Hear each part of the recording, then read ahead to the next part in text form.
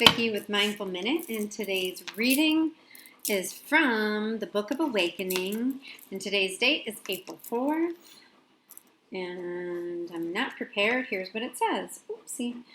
Making amends. There is hurt and there is love. They roll us through the days like a turtle down a hill. All we can do when on our back is roll one more time and head for the sea.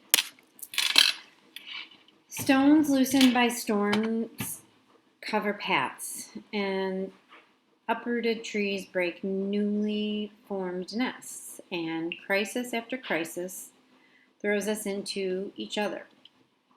It is inevitable. Stay alive, and you will be hurt. Excuse me, and you will also hurt others. Unintended hurt is as common as branches snapped in wind, but it is the unacknowledged hurt that becomes a wound. Just as our only recourse to falling down is getting up, our only recourse to hurting others is to acknowledge that what we've done and clean up the mess. This is known as making amends, a simple yet enormous act of integrity that restores trust, and trust, after all, is the soil that holds the roots of humankind. Without it, life on earth begins to eat itself dry. What causes us to hurt each other, it's hard to say, but it seems that, being human, we are subject to many ancient and powerful opposites found in life. Among those that impact us constantly are light and dark, yes and no, and especially fear and peace. For it is out of fear that we feel the need to isolate ourselves or to control others. And it is often in the act of elevating ourselves that we hurt one another, not to mention ourselves. When not afraid, when in a moment of peace, we feel quite a different need. We feel a sudden requirement to connect and belong to other living things, and it is then, in the act of true embrace, that we love one another. Still, as no one in daily life is exempt from both sleeping and waking, no one can escape feeling both fear and peace, and so no one can escape being both hurtful and loving. But the world is kept whole by those who can overcome their fear, however briefly.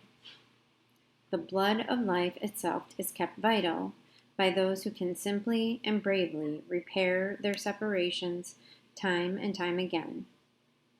Even if our awareness of being hurtful comes years after delivering the hurt, the smallest word or gesture owning what we've done can reopen the heart. And the activities are: sit quietly and bring to mind and heart an act of isolation or control that you invoked which hurt another. Breathe deeply and try to see the fear that prompted your need to isolate and to control. Breathe slowly and in your heart make amends, that is, own the fear that prompted you, the act of isolation or control that arose from it, and the hurt that resulted.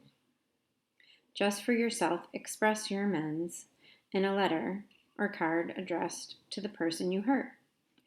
Enter your day and let your heart tell you whether to mail the amends or not. And this is quite a powerful exercise, and I've done it several times being in a recovery program and a 12-step program. And I really like the way, we always say when you clean your side of the street, keep the side of your street clean, right?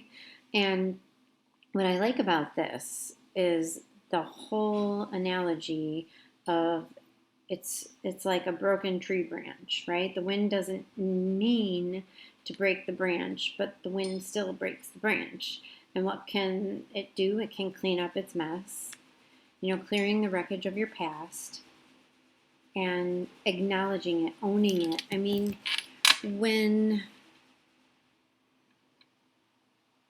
I've been in a place where I know that I've been hurtful or someone has been hurt, I don't say, I'm sorry you feel that way, because that's not acknowledging my part in it. And I've learned to go full circle, and I've learned through lots of practice to find my part and to own it, to acknowledge it, and to clean it up. And sometimes you send the letter, and sometimes you don't. What we're taught is it gonna hurt them more to share with them and acknowledge what we did, or is it better left unsaid, making a living amends? And what a living amends is just not doing that behavior anymore. So it's an important part of my everyday life to do this work, this making amends, and I know it does work, and it does help the person that you are making the amends to, and it really helps you too. So I highly recommend it.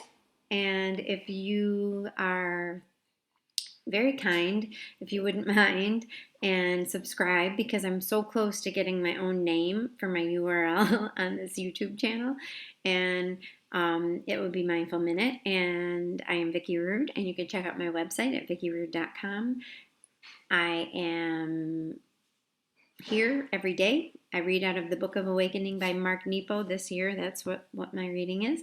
And I will be back again tomorrow. So be safe, be well, be kind to yourself and others. Namaste.